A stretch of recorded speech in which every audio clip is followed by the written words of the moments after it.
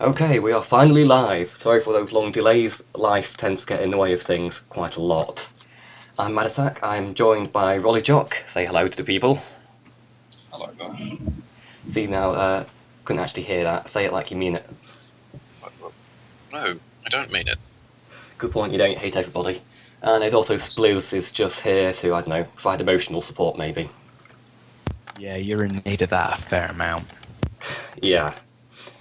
Right, let me set up my studio. It's gone a bit crazy. Right, there you go. You can now see Studio. Now, I'm sure most of you already know how to use Studio, but just in case, anybody who doesn't know how to use it, go to your Start menu, type in Roblox, and after done searching, you should see Roblox Studio 2013. If you click it and wait for it to start up, you will get something like what I'm looking at now.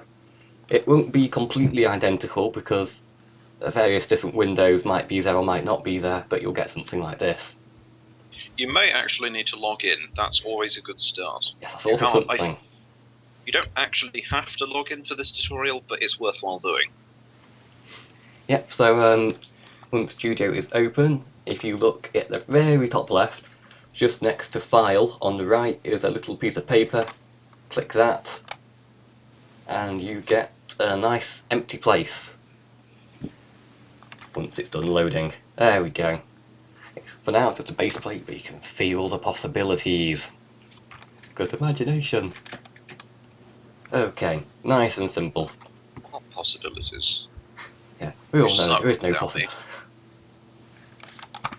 So let's see. I I have to am give not you sure loads of ideas. what windows you guys will have open.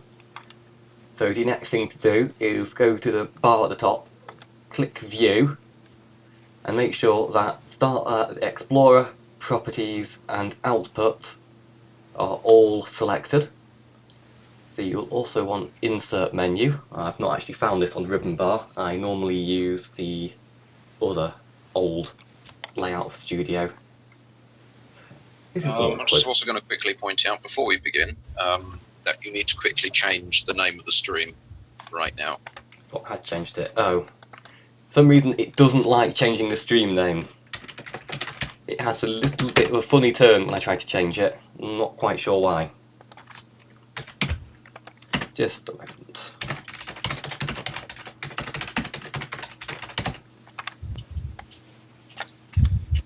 Right, now, normally I'd insert a script by this little menu to the bottom left, but I'm not entirely sure you guys have that. So instead, you need to click Insert on the top, and then you will need to click this Advanced Object button here. Once that's pressed, then this window here will actually appear, and it's just as simple as finding script and double clicking it, and you have a nice blank script. See if I can zoom in slightly so you guys can see the code a bit better. Now it will come up with Hello World. If you run the script, it will just, this little window down here, it will just say Hello World. Right, I can show that.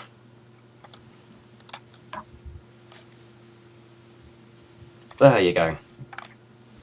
The script says hello. Say hello back to it. Actually, why am I saying that? Joe hates everyone and everything, including scripts.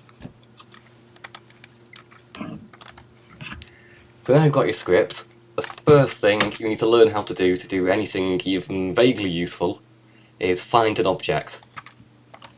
So if you insert a new part into Workspace with this handy little menu here, there you go, lovely new part. Just leave it as part for now. You can name it something else if you like, but you don't be able to make it a bit confusing for you later on. So scripts are kind of laid out like big family trees, and you can either start at the top and go down, or start at the bottom and go up. Now, first, start at the top and go down. The first thing you need to do is start with game. So this contains everything in your place, absolutely everything, no matter what it is, will always be a child in the family tree of game. Right. You have a gift. A gift of making something that's so simple really confusing. I'm just going to throw that out right now. Yeah, I'm good at that. I'm very, very good at that. I'm just going to Oh god, I made a very good point. I've spelled begins with 2 G's and 1 N. How awful. You're doing so well. Oh, I am, aren't I? You've even spelt your own damn name wrong. I actually spelt my own name wrong. Only I can do that. Okay, very simple so far. But okay, got to keep it simple. It's for, you know, anyone who's not done crypting before. So to move down, you just put a dot and then the name of what you want to select next. So if you look in our little Explorer window here, any physical objects like parts will always be in workspace. So just type workspace and you now have workspace selected. And again, another dot to go down to down a level, and you want to type the name of the part, which is just part. Done. Nice and simple. Right. Another quick thing. If you're not doing this in Studio already, do it in Studio, because we won't really be going back too much. Yeah, it will help. Also, if you have any questions, we'll be occasionally checking the comments on the stream. So if you've not followed something, just quickly say on the stream and I'll try and explain a bit more. I know there's some people on the stream complaining that they already know this, and I know most of you guys already know this, but it's just, you know, for everyone, want to make sure everyone can code. That's the whole point of doing a beginner's guide to scripting. Some people here will have not gone further than Stamper Tool, which is naturally not really classed as building. Yeah, you know, hardly counts as anything. So there we go, we found the part, nice and easy. Now you need to make something happen with it. So if you look in our little properties menu, you notice that transparency is one of the properties. So another dot, so now select properties of the part, and type transparency. Go on, there we go. And if you want to change it, it's incredibly simple, just type equals and the number you want. So let's make that 1. So if we run this code now, the bricks vanished! Oh my god, it's magic! Yeah, okay. It's not the most amazing thing in the world, but it's a start. Is it? Yep. So, now I can do that. Let's move on to another concept, which is just variables. So a variable, you just type the name of what you want to call it. So if we just call this new one, let's just call it, well, let's call it a variable. That's nice and boring. And if you type equals, and a number, or a letter, or an object, or anything, whenever you type the name of that variable in the code again, and it will be equal to the value you typed. I'm not explaining this well, am I? Rolly Shock, No, step in here. No, this is your guide. I'm just here to judge you. Fine, fine, fine, fine. Oh, So look. I'm here for the judging part. Yeah. You're here for the judging part. I'm here for the extra part of judging, and I'm going to be here, and for that as well. And we all the viewers are going to be hating me forever for ruining their lives. So if you then just do print variable, it will just print 1. Or if I change that to 22, it will just, or 222, it will print that, and so on and so forth. I can even set it to. I've just even realised set it to this, and it'll print the part name. You didn't actually explain what run does or reset does. I thought they're pretty self-explanatory. I thought, you know, pressing run kind of runs the game, and pressing reset resets it again. I thought, you know, that would be somewhat self-explanatory. Yeah, don't know. I mean, I know these guys are new to Studio, but they're not completely retarded. Well, that's a word for it, yeah. I mean, okay, I mean, it might be a little bit retarded. But anyway, yeah. So, you can also call it true or false. And that neatly brings on to the next thing you'll need to learn, which is if statements. Very simple. Remember, alright, true and false are not capitalised. Do not Yeah. capitalise them, and neither is game. That's important. If you capitalise things that aren't capitalised, or vice versa, the script will shout at you and you will cry. So say we've got variable equals false, but we only want to make the brick invisible if it's true. So if we type if to start a statement, that that came as a shocker to you all, and then variable, then you have to write 2 equals. It can be a little confusing at first. You need 2 equals in if statements, but only 1 equals to set the value of something. And occasionally, you and I still occasionally write 1 equals in an if and 2 equals when setting values, and it is an annoying thing that does still happen to everybody. Then true. Then at the end of each if statement, you need to put then.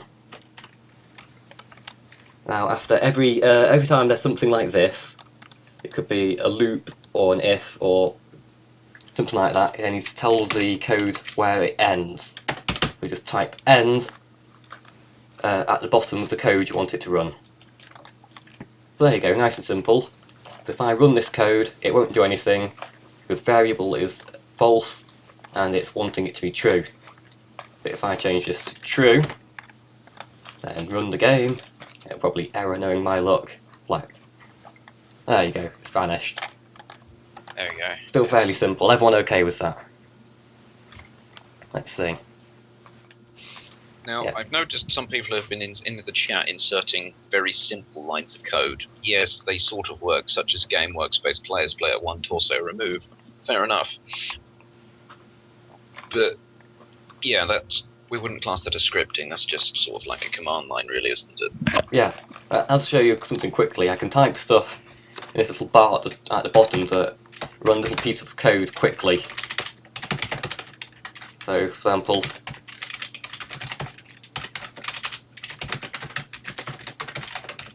boom, it's gone. This may seem a little useless, but it can actually be very useful in Studio sometimes if you want to quickly remove lots of objects, for example, and they're all in like different models or something. You can just write a script to search everything in your game and delete stuff you don't like, which can come in useful. Anyway, I'll get that brick A back. script I made that deletes you. Oh god, I deleted the script! Ah! Panic! Press Control Z. You can't undo command line. Oh no! Anyway, nope. New brick! We'll hold a funeral for the old brick later. Oh, you deleted it like that. Oh, you're an idiot then. Oh, and I've lost my script. Be quick, write it again. Oh yeah, but we have writing it again quickly, quickly, before everyone gets bored and rages at me.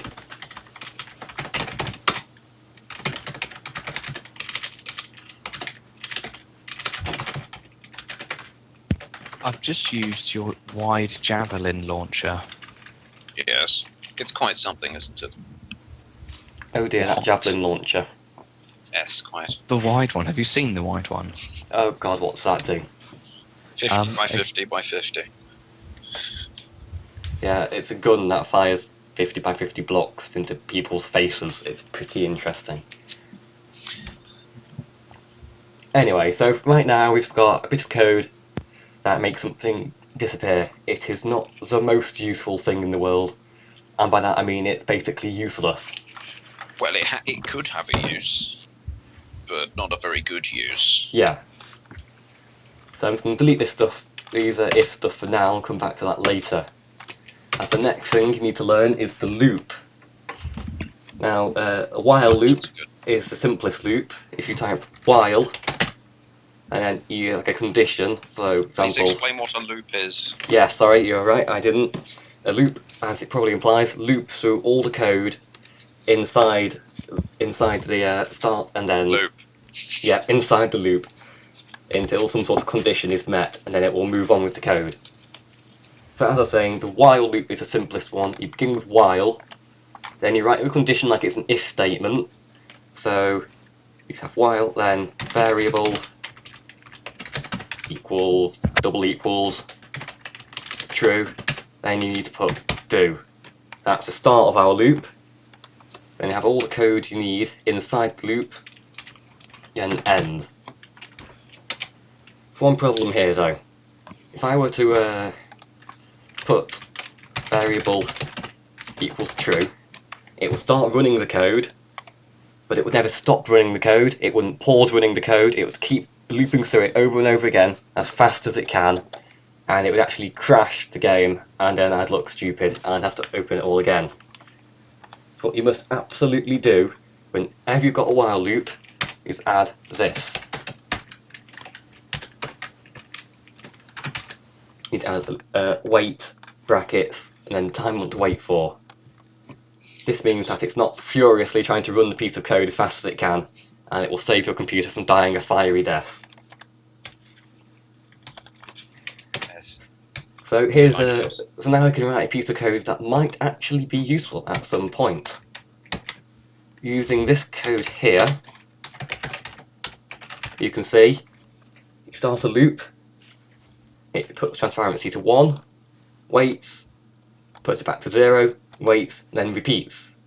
And this means, unless I've made a really stupid mistake, you have a flashing brick. Congratulations, you now have your first piece of somewhat useful code. if you can find a use for this, you deserve a sticker. But Like, I want to Because be there used is- for flashing lights on a train, warning lights, I don't know, well, dance floors. So someone's hypnotising the way it's blinking at me. Okay, is everyone keeping up with that so far? Let's see, I think everyone's okay. Have a problem, just say. Yep, everyone's complaining that it's still too easy. Okay then, okay. Next up, well, if it's if you want really So- useful stuff, you need to learn how to use functions. Now, I think I can get this more confusing here.